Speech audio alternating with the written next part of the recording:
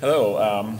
Well, as the slide says, as we all know, it says Shinnen no Omedetou gozaimasu, which means Happy New Year. And just a little bit of dragon lore here for a second. If you notice, this is a picture by Utagawa Kunisada, and it dates from the 1860s. And so we were having a civil war, and they were doing this.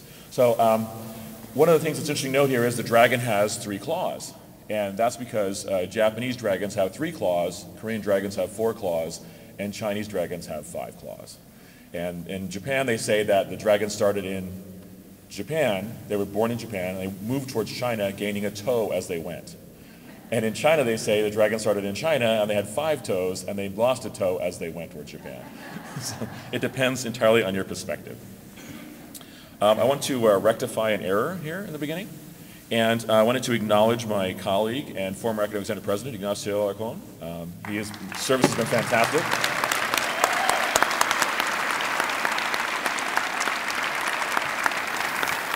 Should have really done this last talk, but Ignacio is such a classy guy, he didn't say anything about it, and I really appreciate it. I've always tried to emulate he's a very graceful person, a very kind person, and I've tried really hard to emulate those qualities, and I'm still trying, so.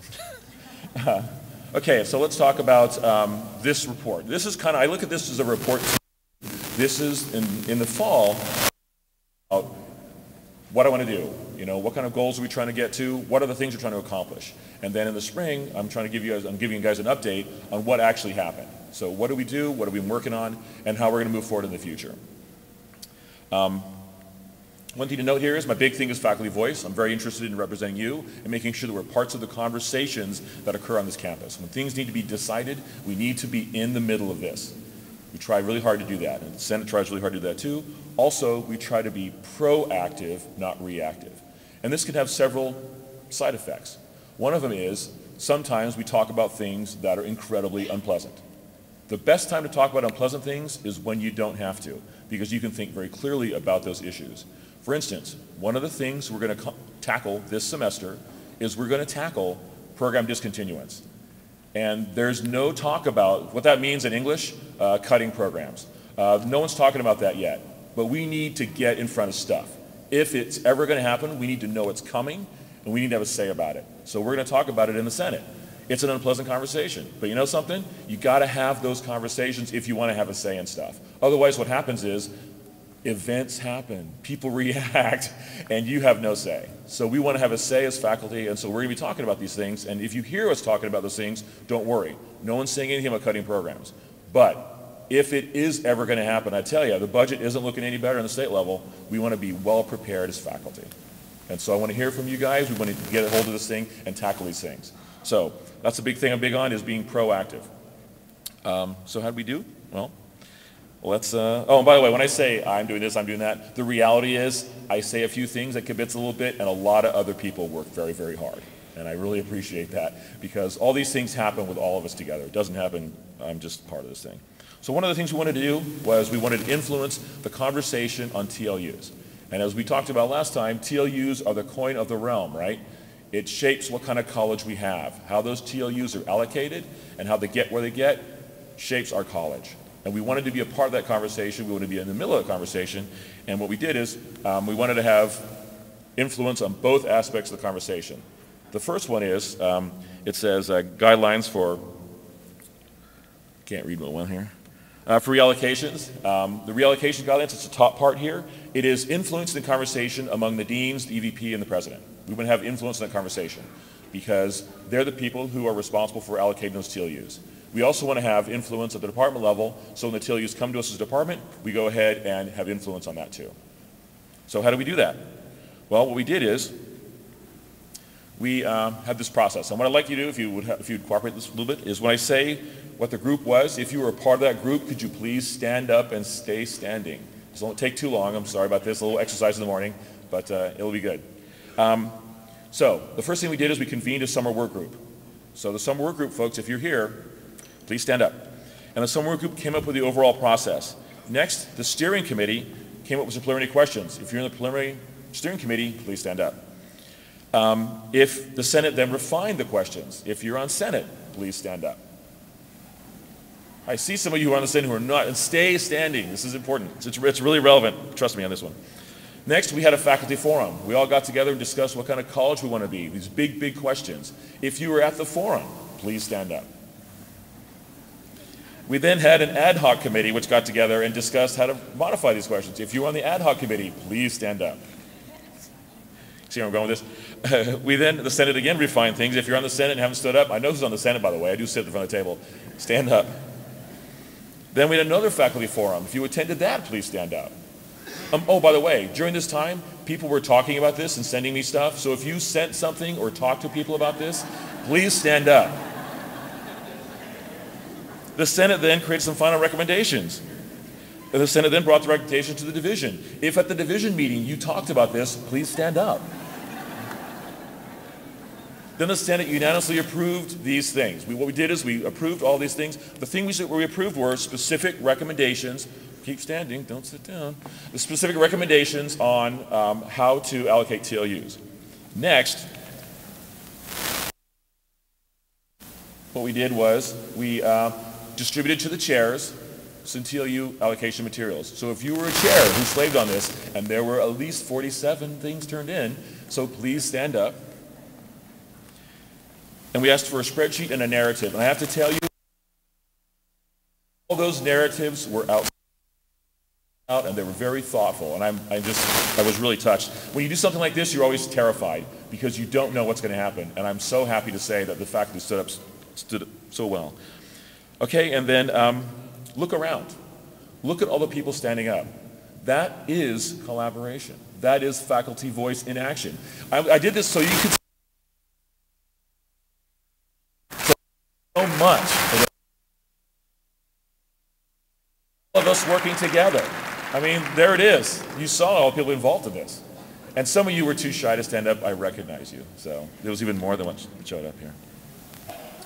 Okay, so now we have our plans in place. We're ready to go for the 4 to 8% cut that we're expecting.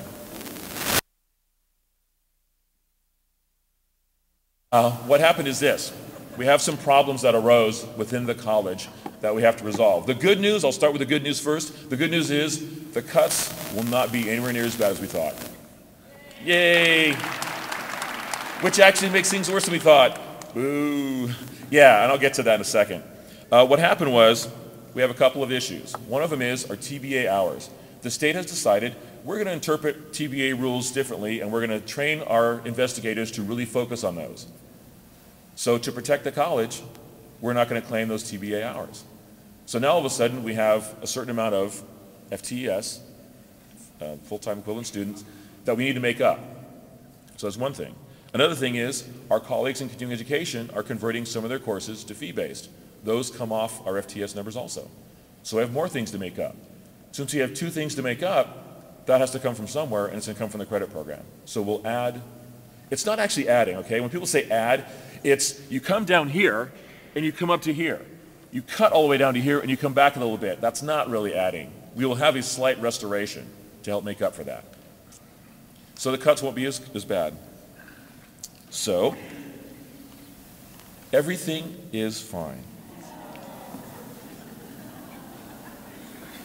Not exactly. It's not exactly fine, and here is why. We've got a couple of massive things hanging over our head. Whoever laughed is dating themselves horribly. I'm like, should I put this on here or not? It's still sort of relevant. Fortunately, Nick at night has saved me. When we look, let's look at the thing in the upper left-hand corner there. We look at that, and it says, it kind of shows a very, very coarse flow down on how things work as far as how we're making up our budget cuts. We have our cuts come to us in two sources, basically. One of them is workload reduction from the state. We're not going to let you claim as many things. You can't claim as much money. Second one is we have fixed costs that keep going up. The lights don't get any cheaper, you know. Health insurance doesn't get any cheaper. That stuff doesn't get any cheaper. Those things combine together to create an enormous burden on the college. As a matter of fact, it's looking like a $6 million burden over the next 2 years. And we're trying to plan for that now, so next year and the year after, when it's really going to hit us. So normally what we did is we had this plan where we were going to cut some classes back, which we didn't like doing, but it was one way of saving some money. We also didn't fill some full-time positions, which was one way of saving some money. Again, very unpleasant, but we did that to help the college save money.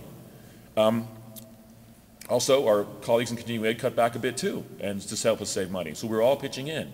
Well, all of a sudden, with these developments I talked about earlier, the avenue of cutting as many classes to save as much money is gone. We don't have that anymore. So we've done some things to save some money, but we have $2 million or so of things that we're going to partially be solved by cutting classes, which we can't do as much as we wanted to. When I say want to, it means have to do because budget, not because we actually want to. We don't want to cut any classes. Also, our colleagues in continuing education, when classes are converted to fee-based, that doesn't help us. That doesn't help us at all financially. And so what we're left with is our poor operations side taking a massive hit. And that's something that's really going to impact us very severely. When I say operations, that's a very vague term. What it means is hourlies, our classified staff. As a matter of fact, if you look at it, this is what's going to happen to us. We're going to have this issue where we have support. The support is our classified staff and our hourlies. That's like our peer here. And what's happening is we're going to be cutting off our peer support, and it's not going to bode well for us in the future. And these cuts are huge. They're really, really huge. They're unprecedented.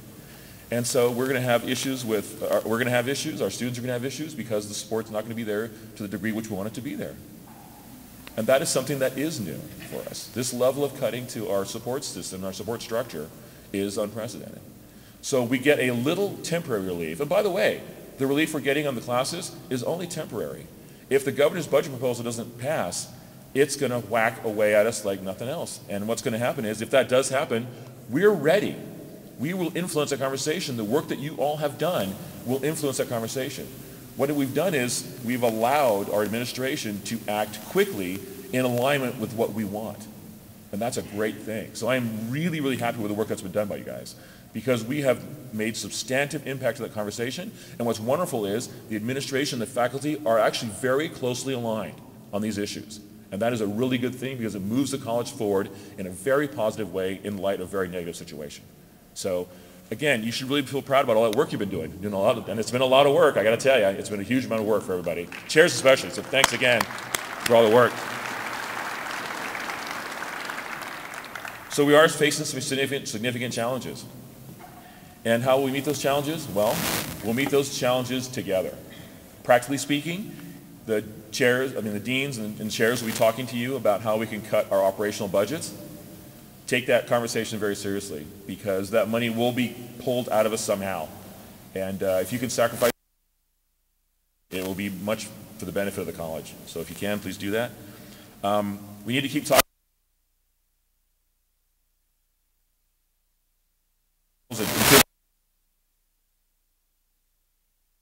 Information on campus, that right there moves faster than the speed of light. The minute something happens, it's across campus like that. I mean, that exceeds the laws of physics. I don't know how that works, but it does seem to work that way. So we need to keep talking to each other. We also need to stay engaged.